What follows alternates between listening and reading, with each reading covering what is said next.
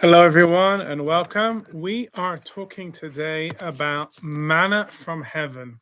And it's another one of those things where you might ask yourself, what a wonderful time it may have been to live with manna raining down from heaven. Wouldn't we all want to live in such a place where Hashem is giving us our daily bread? And yet, the Torah presents this question as a test. So we have to ask ourselves, what is this test? Well, how could manna, how could our food coming from heaven, how could that be a test? And the Torah presents this very fact. It starts with verse 4. It says, Vayomer Hashem el Moshe, Hineni mamtir lachem lechem min hashamayim, v'yatsa ha'am v'laketu dvayom biyomo, lema'an anasenu b'torati, lema'an anasenu hayelech b'torati imlo. And there God said to Moses, behold, I'm raining down for you bread from the heavens, and the people shall go out and gather each day that day's portion. And there the verse says that I may test them to see whether they will follow my instructions or not. This is perplexing, to say the least. How can it be a test if it's a God-given gift? God is giving us food. How is this a test? How is this a challenge? If we look in Sefer Devarim, which recounts this episode, where Moshe begins his final sermon, which lasts a very long time. Good news for rabbis. However long you go, you'll still be shorter than Moshe's final speech, tongue in cheek. He recounts the 40 years in the desert, and there he says in source number 2, V'zacharta et kol haderech asher holichacha Hashem Elohecha ze 40 shana b'midbar למען ענותך ולנסותך לדעת את אשר בלבבך התשמור מצוותיו אם. Remember the long way that Hashem your God has made you travel in the desert these past 40 years, that he might test you by hardships, to learn what was in your hearts, whether you would keep his commandments or not. And it continues, Vaya'ancha vayar'ivecha vayachilcha et haman asher lo yadata v'lo yada'un avotecha leman hodiacha ki lo al halechem levado yichyeh ha'adam ki akol motza fi Hashem yichyeh ha'adam. He subjected you to the hardships of hunger and then gave you manna to eat, which neither you nor your fathers had ever known, in order to teach you that man does not live on bread alone, but that man may live on anything that Hashem decrees. And then just a few verses later in that same section, Hamachilcha man bamidbar asher lo yadeun avotecha lema'an anotecha ulema'an nasotecha lehitivecha ba'acharitecha, who fed you in the wilderness with manna, which your fathers had never known, in order to test you by hardships, only to benefit you in the end. So again, if we read just Beshalach, our parasha, our sense is we don't really understand what this test is going to be.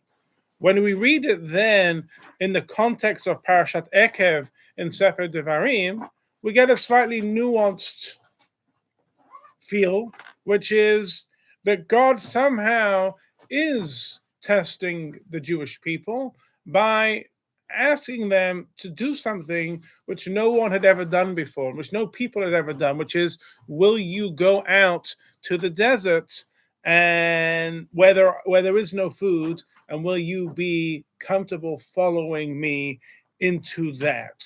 What we're going to see over the sources is really a trying to dig a little deeper to understand what is the exact challenge of this man. Why is it so hard to say every morning there's going to be manna from heaven, and then on Friday there's going to be a double portion for Shabbat? Like, why would that be so difficult? So the Abarbanel in source number 4 has that very comment. That's his very question. What test was implied in the provision of their daily bread in the form of manna with a double portion on Friday for Shabbat? Surely this is a great kindness rather than a test. Okay, so again, the Barba now just restating our question and wants to say, this is a chesed from HaKadosh Baruch Hu. This is a kindness. And so therefore, what does it mean that it's a test? We'll begin, as I often try, with a classical approach brought by Rashi. And Rashi says as follows: Lema'an anasenu hayelech b'torati, im yishmeru mitzvot hatuliyot bo, shelo yotiru mimenu v'lo yetzeu b'shabbat lilkot. Rashi says, what's the test? Will you keep all the laws connected to the man? The manna had a lot of laws. Don't take too much. Don't take too little. Don't try and leave it over. Don't go out on Shabbat. There are a lot of things there. How will the Jewish people connect to that, where they have a food supply, but that food supply comes with a number of limitations and rules? Beautiful. Well, not for the Ramban. Ramban quotes Rashi and says, "Ve'enenu nachon," but that is not correct in his classic style. I love the Ramban. He has no fear to say, Ibn Ezra, wrong. Rashi, wrong. And then so here in this case, he doesn't like Rashi's interpretation, and he says instead, Ki nisayon hu lahem shelo haya biyadam mazon. The man was a trial to them since they had no food, and they were without recourse to any sustenance except the man, from which they knew not from before and had never heard from their fathers. Again, quoting from what we saw there in Parshat Ekev. Each day's quantity came down on its day, and they were eagerly desirous for it. Yet with all this, they listened to walk after God to a place of no food. Says Ramban, what is the challenge here? It's not, will you take too much, or will you leave it over and let it go moldy, or would you be tempted to pick it on Shabbat when you're not allowed to? No, says the Ramban, it's common sense. How many of us, I'll ask you as mothers and grandmothers, how many of you would go on an expedition without any provisions for your family? It's a crazy idea. Actually, if you want to go back a little stage, right at the beginning of the parasha of this section, it tells us the date, and it tells us it's the 15th day of the second month since they left Egypt, which means they'd been going for how long? A month. For 30 days, they had been eating nothing but stale matzah. Stale matzah. Now we complained for 7 or 8 days. They were eating just matzah for a whole month, and now they had no food. Says the Ramban, Rashi, it's a nice, technical. It's a man's rule, like how big, how wide, how far. No, it's not. There's nothing to do with that. It's very simple. Would we, as mothers, go out without food for our children? That's a challenge. And not only that, yes, it was amazing. It came down from heaven. Maybe it won't come tomorrow. Maybe it came today. Maybe it will come tomorrow. Maybe it won't come in 2 weeks. Or 3 weeks. We don't know how long we're going to be in the desert. There are no towns, no cities. If we want to do a what's called a close reading, or always something which my rabbis always taught me when you're reading Chumash, you have to have a close reading of the text. If you go back right to the first source there, it says, Vayilonu kol adat b'nei Yisrael al Moshe v'Aaron. So the people, the whole congregation of the Jewish people complained upon Moshe and upon Aharon, and then adds an extra word, Bamidbar, in the desert. The Ramban is saying that extra word in the desert is telling you the source of their complaint, which is there are no towns and cities here. You have not taken us at the beginning of Beshalach, the close path, Kikarovu. You haven't taken us on the tried and tested pathway from Mitzrayim to Eretz Canaan. You haven't taken us that way. You've taken us to, we've actually gone east, and now we're going south. We're in this weird place where there's nothing here. It's really desolate. That is going to be our challenge. Yes, Laura. I know I missed the first part, so if the question doesn't make sense, you can tell me. But you said, would you go out if you didn't have enough? What was their choice? I was thinking the same thing. Yeah. You're saying the choice of going out with Amuna and nothing and believing in the man, or staying in Egypt? Is that the other option? Or taking something with them? Or what were they? And it's an excellent question, which is throughout the desert experience, the Torah, both in Sefer Shemot, or three places really, Sefer Shemot, and then later in Bamidbar, and then repeating it to us again in Devarim, where Moshe reminds us of the stories, is a constant refrain of it would better to have died in Egypt than to come out to Mitzrayim. We see that before the splitting of the sea, but we also see it here when they're dying of thirst or they're dying of hunger, that this is something which they are really struggling with, which is if you lived off a month of stale matzah, at what point do you say, well, maybe we are going to run out of food? At what point do you say, how much is showing little faith? Like when we read these stories in the Torah, we are Monday morning quarterbacks, as we like to say, which is we know how the story ends, so we don't understand how they could show such a lack of faith, such a lack of emunah in Hashem, because we know how the story ends. Hashem looks after them at every episode, and he's always watching them. They were beaten people. They were slaves. So right, exactly right. A strong background. Mm-hmm. And so therefore, it is a struggle. And so therefore, when they say we want to go back to Egypt, it's not they want to go back to slavery or to Paro. They want to go back to what they're used to, which is, how do you normally live? You grow crops or you buy food, and that's how you live. This notion of bread coming down from heaven every single day, maybe it will stop. Maybe it won't. Maybe we'll be here forever. Like there's got to be that feeling of this is a little strange. Like this is a larger point of the Ramban. The Ramban and some of his Talmidim, Rabbeinu Bachir and others, developed this theory, which is that Hashem is developing in them emunah, how to have trust and faith in him, but he's giving them slight hints of methodologies of surviving in the desert. And it's a little bit counterintuitive, because on the one hand, he's giving them and providing them with sustenance, literally bread from heaven, but on the other hand, he's helping them for how to survive where there is no water, where there is no food.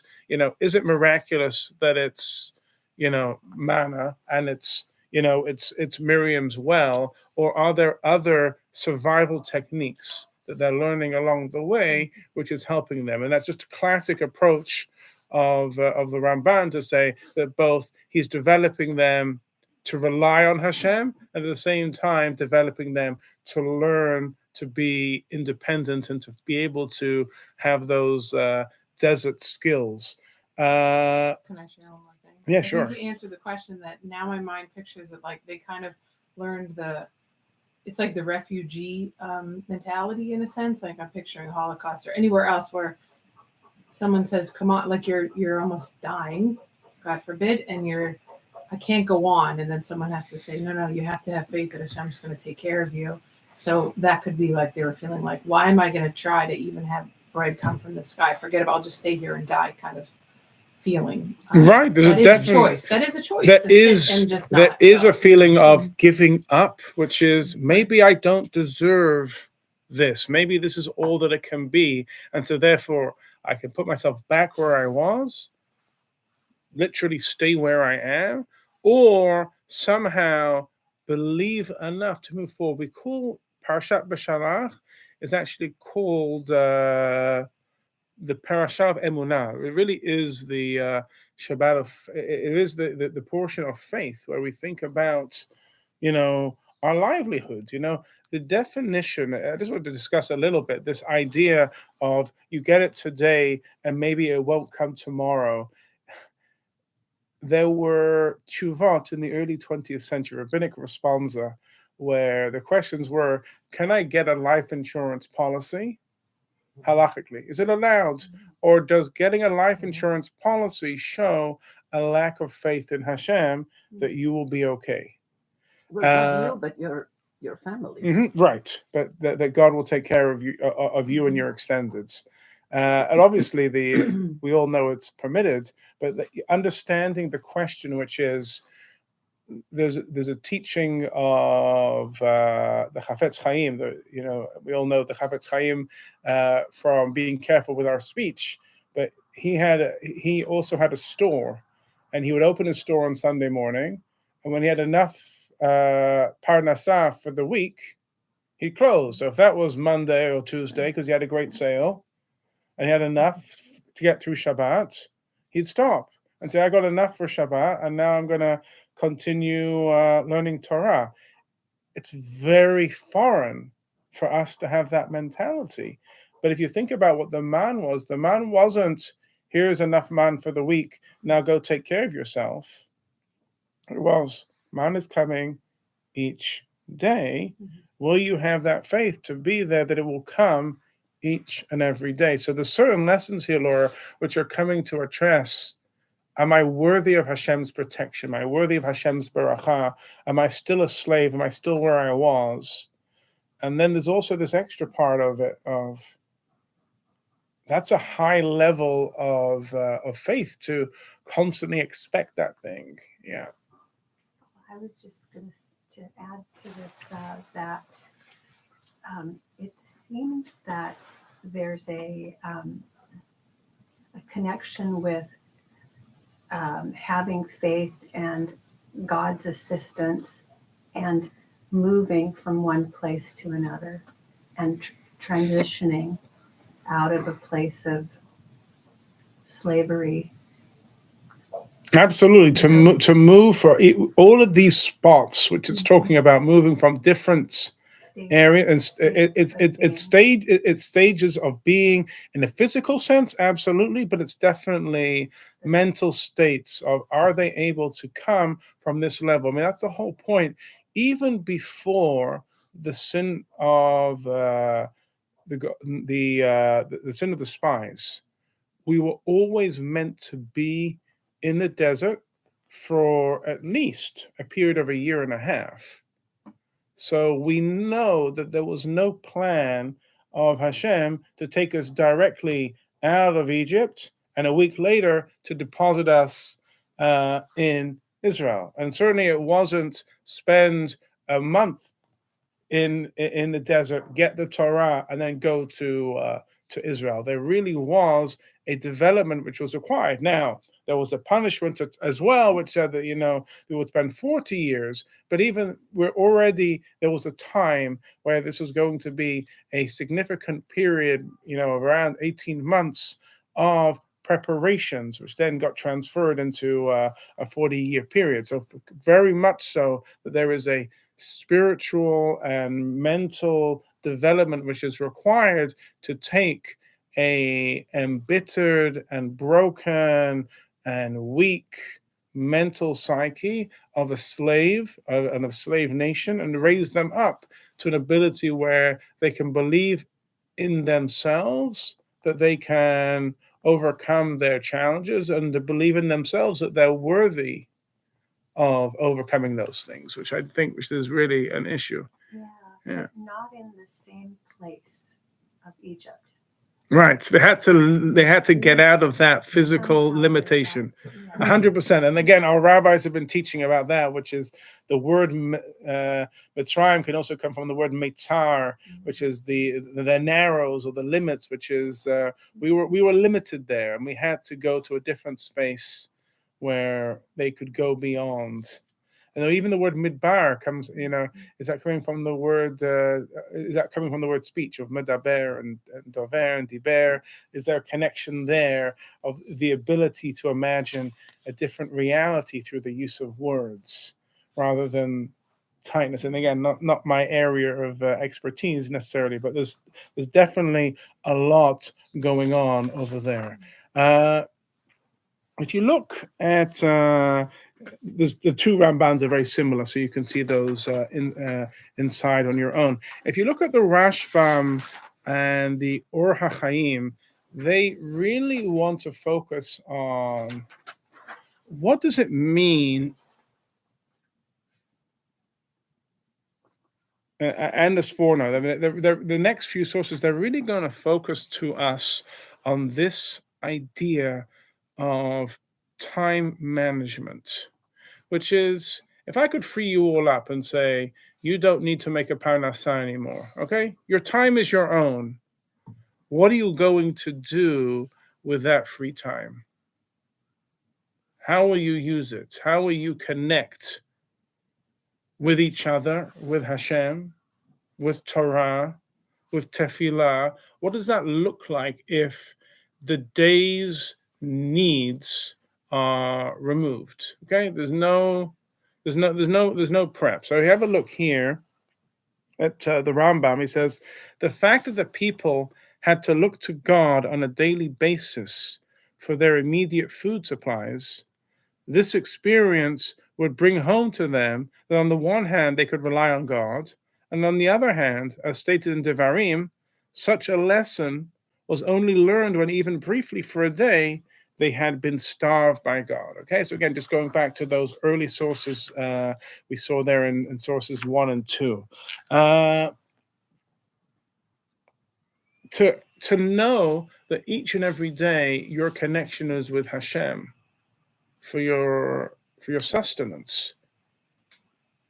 Does that deepen your tefillah? Does that make you more, does that make your prayers that much more, meaningful, much more inspirational? It's more like fulfilling a physical need that you are not going to be hungry. But I would say that it would start increasing faith in God. Because you don't know what's going to be. If you don't know where your next paycheck's coming from, it's going to have an impact. You don't know where your next meal is going to be. Maybe that makes you far more reliant on Hashem rather than, I just signed a 5-year contract. I don't need to worry about where my next meal is going to come from because I can afford it. It changes it. Or, God forbid someone has a health challenge. It creates a relationship with Hashem. And again, not that Hashem is trying to artificially create, God forbid, for his own purposes, but God is trying to cultivate here in a very positive way a relationship with this new nation who had very low self-confidence, very low belief, to have a relationship with Hashem that he had their back, that he could hold them, he could support them, he could raise them up. Well, it's a very conscious thing. So every day they think of Hashem, whether it's for the starving or whether it's for the food, but they know Hashem is there. So it's instilling in them a belief in God, which they didn't have before, that there is something else. And according to the Ramban, that is the point. God is slowly teaching them through daily sustenance over 40 years for you to believe in me. So I say again, with modern medicine and with salaried employees and etc. and 401ks and everything else, does it leave room to develop a faith and a trust in Hashem in quite the same way. I would say that we are stunted, we are challenged by excess or by having that which we have, having our basics taken care of, that by and large, vast swathes of the Jewish population are in a situation where the need to pray, the need to rely on Hashem is much harder. It's taken away almost. Hashem is in this situation, all your clothing, all your food, all your drink, where you're going to sleep, how you're going to go, where you're going to go. Every single thing is thought of. So the Rambam saying all of this is creating, and then through the Rashbam, it's creating a daily, constant reminder of a relationship with Hashem, which clearly they needed because they had forgotten about it through the 200 years in Egypt. They hadn't been able to create that. But I'm saying in our time, it's very hard. Why is it that? Yeah, go on. I'm sorry. No. Except we have the Masorah. We've got, hopefully many people have the family. They grew up like that. God was in the house. And so even with your 401ks and your this and that, God was in your house. It was just, you grew up, it was natural. Didn't they have Abraham, Yitzhak, and Yaakov? Like they had the family. Like they didn't have the family after 200 years. No, I know, but I'm saying, but it wasn't. I sometimes I think we as a kid, I used to try and imagine like there was Abraham, Yitzhak, and Yaakov, and then there was a massive, massive disconnect, and then there was just 200 years of slavery, and then we have today, and today we have our families and our communities, etc., and we have a development, etc. I don't buy it totally because I know Avraham, Yitzhak, and Yaakov, but also the 12 tribes, the Shvatim, the brothers, they had it. We know that, Levi's children already, there's something going on there. So it's only really a couple of generations. I know, like we think of More than a couple generations. those are, but I'm saying, but with those lifespans, they're seeing the ones who went down to Egypt. Like if you go by some of the countings, again, not everything is literal, but there were those who went down to Egypt, and the ones who came out knew their great grandparents who went down. So like there was a Masorah. Now, was it as strong as we would have liked to imagine? No, it's not the same as father, mother, etc. But like, when we think of rupture and reconstruction, when we think about the damage of communities, and that could be damage from the Shoah and communities being completely destroyed and families being destroyed, and from the remnants, people are building up their lives. Or it could be shtetl life in Russia and Poland and resettling in America, or Sephardic, life in Turkey and Greece and reestablishing themselves in America. There is the grandfather, the great grandfather, whoever who knows what life was like, and then you have the children, the grandchildren, very quickly taking and starting anew. So you can have a knowledge and an awareness in a family of who is Hashem and trusting in Hashem and believing in Hashem, and you can have new generations who are trying to rebuild in a very different way. And so that could be, did I lose my customs and my traditions? Or it could be, did I lose proper faith in Hashem because I saw it in an older generation and I didn't see it in a younger generation? So I think sometimes some of the challenges that we face as younger generations are, our emunah is tied into uncertainty. And when there is very much, everything is very rooted and grounded and everything feels very secure, my emunah, my faith, is less developed. When things are a struggle, that's when it's fight or flight, and I'm really trying to use all my strengths to connect with that which I want to. Yes, Roz? It's the image that one image that comes to mind with these passages is that of a mother nursing a newborn baby, and the baby has they're getting, it's like manna from every day, and they don't know if it's going to be there or not every day, but then it builds the attachment between the child and the 100%. It's a beautiful analogy. It really is a mother nursing her child. God is providing us every day and developing that.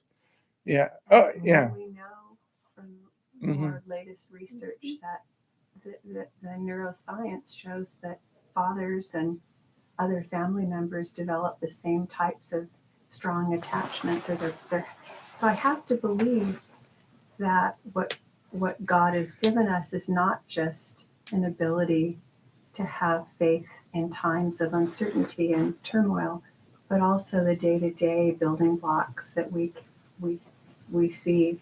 If we turn to him, all I'm trying to suggest is sometimes there's a philosophy that we're far more educated and more nuanced and more developed than in previous generations. And I'm just putting that counterpoint, which is, although I agree that we have tremendous developments, and I'm glad that I live in 2023, but at the same time, I think we're a little stunted because we are so dependent on certainty and uncertainty, or not having as much physicality, as much gashmiut, creates a stronger relationship with Hashem. Now, that doesn't mean that we can't work on it. It doesn't mean that we don't have what to offer. 100%. I'm just saying there's a difference, and I'm saying I'm not asking that my life should be uncertain, or that I should have troubles, or God forbid I should be sick. I'm not asking for any of that. I'm just saying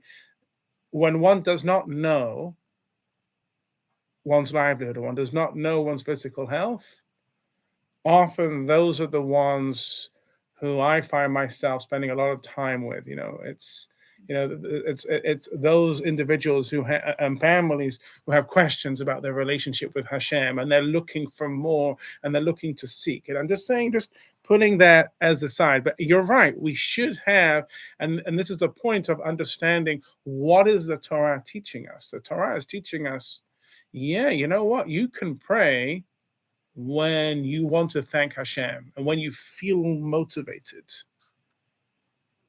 But all of us are mandated to pray at least once a day, men 3 times a day, but all of us are mandated at least once a day to pray. And it'd be like, well, why? Why are we mandated at least once a day to pray? Because we need to have a relationship with Hashem, which is where we think about and we talk to Hashem every single day to realize that everything indirectly comes from him. I wish I could see it. I wish I could see the direct lines, but at least indirectly, we can all admit everything that we have comes from Hashem. I don't think that's so straightforward for teens. I don't think that's so straightforward for young. I think it's something which we develop and we appreciate as we get older. And we say, everything comes from Hashem, and I can see all of those pathways, but it's just harder. I kind of saw that when that famous ball player almost had a heart attack, and all these reluctant who have everything, these people, millionaire players, they all got on their knees and started praying for his health. Yeah, that was so nice to see. Yeah, and again, it would be even better if we could see it without that scary stuff. But that you're exactly to that point, which is you're 100%. Part of the players getting on their knees was beautiful. No, but I'm saying but that's the There's no atheist in the foxhole. There is no atheist in the foxhole. Absolutely. Exactly. But you're totally right. The amount of people, again, both religious and traditional members of SBH who I got a text saying, see, everyone believes in Hashem, and they show me that, which is, and it's true, but how do you get everyone to believe in Hashem when everything is totally fine, when everything is great? So I want you to look at this next point, because the Or HaChaim HaKadosh, I learned this must have been 15, 20 years ago, maybe longer, and it sticks with me every single, I don't know if every single day, but at least once a week I think about this Or HaChaim, which is everything I've said so far is about being cognizant and being aware of Hashem in our daily lives, even when everything is going nice and easy. And certainly it's much easier when things are difficult. That's, I think we're okay with. The Or HaChaim wants to ask us a different question, which is, why is this a test? And this, the Or HaChaim is actually based on 3 words of a very, very short Ibn Ezra. But he says, imagine if your time is completely free. You don't need to grow crops. You don't need to take the kids to school. You don't need to go to work. You don't need to do anything. Retired. Yeah, retired. Okay, yeah. You know, the way I feel, because I am being retired for 10 years, is I feel that I'm not contributing. You know, I kind of help my daughter with babysitting, but not anymore. Mm-hmm. And I help my husband, but I feel I'm not really contributing anymore. So I miss that. So that's We'll the, get you to yeah. volunteer. Sorry, we We have got, some yeah. committees I, for don't So- know, that. I could use Yeah, you. Laura knew exactly the pitch I was going with here right now. It's like volunteer at SBH. No, or in the I community. don't have the No. time. I didn't even have time to read Yeah. the parasha this No, morning, so I which wanna- like to do. So I want to tell you what the Or HaChaim is saying here. He says the bread, this heavenly bread, required no further prep by the people to make it fit to eat. Again, forget all the midrashim that Rishaim had it this way. Just take it on face value. That the bread had nothing needed to be done. This would allow them unlimited time to study God's laws. Having this time at their disposal, they could show God if they would put it to good use. This is the question which we ask, which is, we are all time sensitive. Again, even if we're retired, we're time sensitive, which is, we all know that there's time crunches, and at the same time we still worry about, did we use our time properly? The Or HaChaim is saying, if life was a kollel, okay, if life was a yeshiva, if life was a school, if life was, we have the best Beit Midrash, Moshe Rabbeinu is the teacher, Hashem will, any questions Moshe can't do, he'll ask Hashem, and everyone's free who wants to come and learn.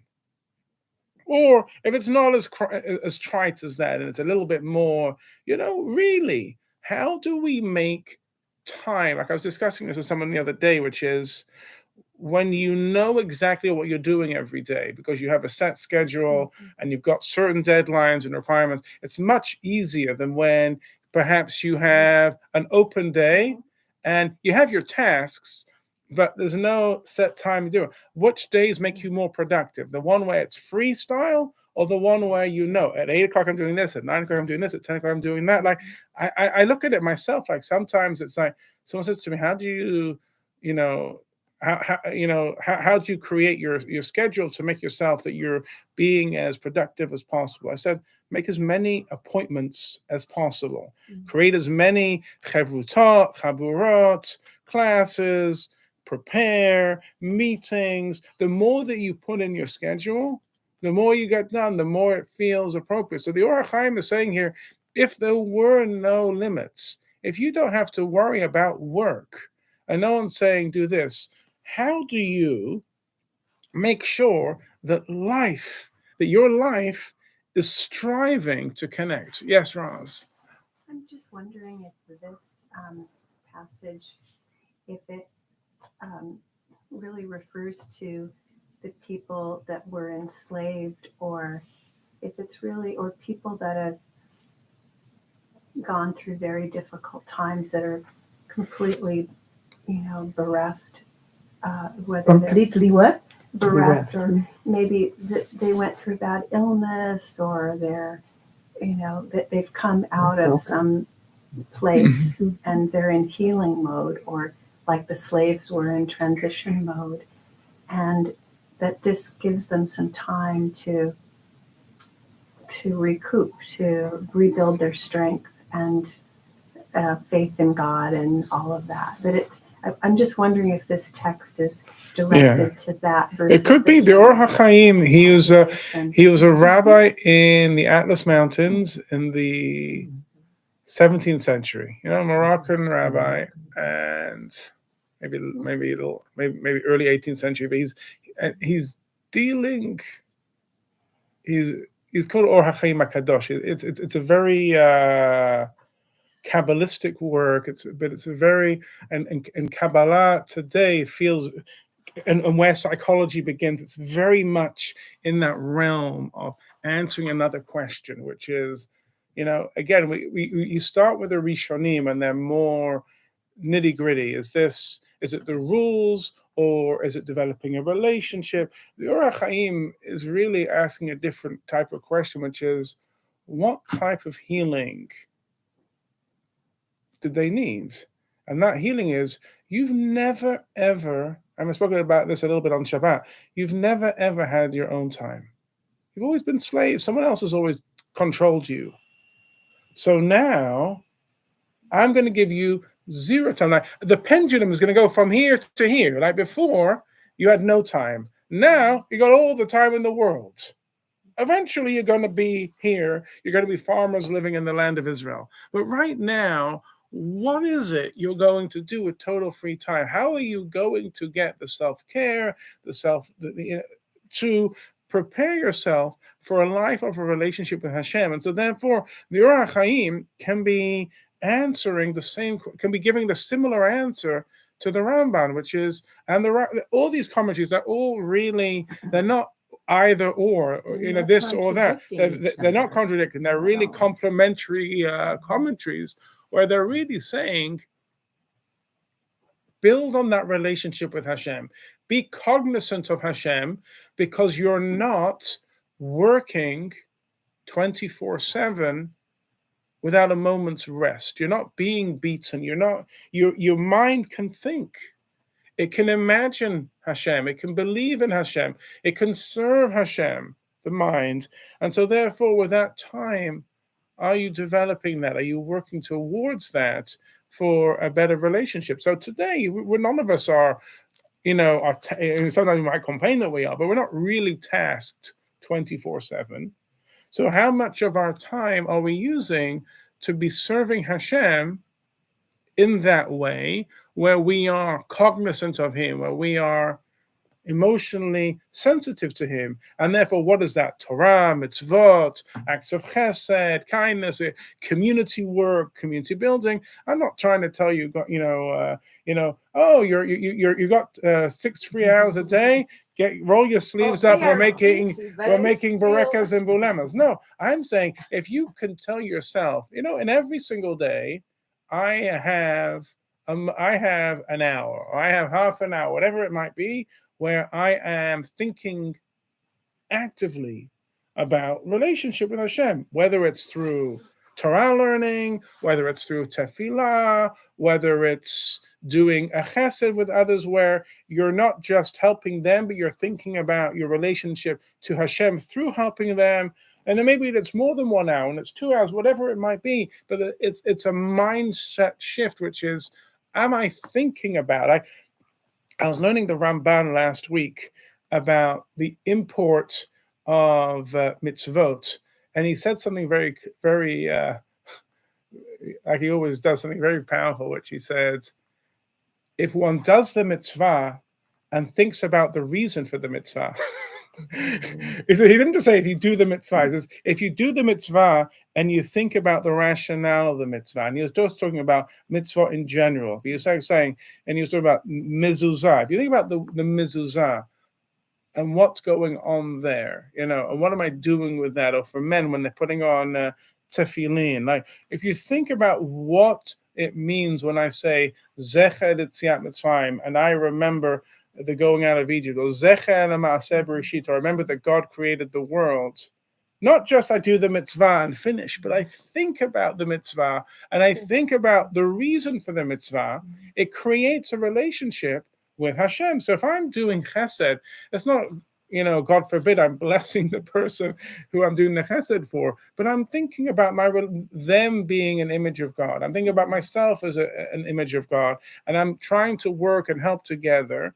That is part of this, which in the Or Chaim is saying, if you have 24 hours and 8 hours you're sleeping, and maybe there's going to be a few hours of mandatory tasks, and but there's a period there, which is you, and that you can be whatever. How do you make that you part be meaningful, transformational, that you feel that it's... Even making a bracha over something you're eating. Right. Yeah. You can have it many times during the day. Because the bracha is not merely a blessing. A bracha can also be that word that I am connecting. I'm grafting. And you do it many times a day. Yeah. So it's interesting that the first commandment that God gave Jewish people was time. You were in control of your time. So this parasha, on the one hand, getting back to what Ross said about, even going through the Red Sea, the birth of a nation, literally, and then being fed. We're extremely vulnerable on the one hand, but on the other hand, Hashem is preparing us for going into the land of Israel and having to be more self-reliant, but at the same time, never forgetting that everything comes from Him. And I once heard this one thing about the word nes, that and this parasha is full of them. Nisim, it's miracle, but it also means a test, and it's a test of our vision. And can we realize that just like the manna from heaven, the thing that I plant and the rain that comes, that's also from God. And so the tension between human beings' self-reliance and what you were saying about taking enough food. I used to joke when we went on a family vacation, if only we could stay on vacation as long as we had food, we'd have it twice as long. But the tension is very, it's very interesting and challenging. I think that's a beautiful connection that you mentioned there, Esther, that link between the word nes and nisayon, miracle and tests. I think it's all a miracle. And realizing that everything in life is seeing whatever trials and tribulations we think we have, it's all through seeing Hashem's actions. Whether, again, another part of that large Ramban at the end of Parashat Bo is dealing with why don't we have miracles today? Because we have mitzvot. And if you do the mitzvot and you think about the mitzvot, guess what? You will see Hashem in the hidden. And that develops the faith, which Hashem is saying, we're going to have for 40 years, a daily relationship where I'm going to provide for you in every single way that you need. But afterwards, you're going to remember that by doing the mitzvot, and you're going to think about that relationship, and your job is going to be each and every day finding moments, hopefully more of them than fewer of them, where you are thinking about your relationship with Hashem and trying to better yourselves and better humanity. That's all I can see on this. So have a wonderful week. Okay. Thank you.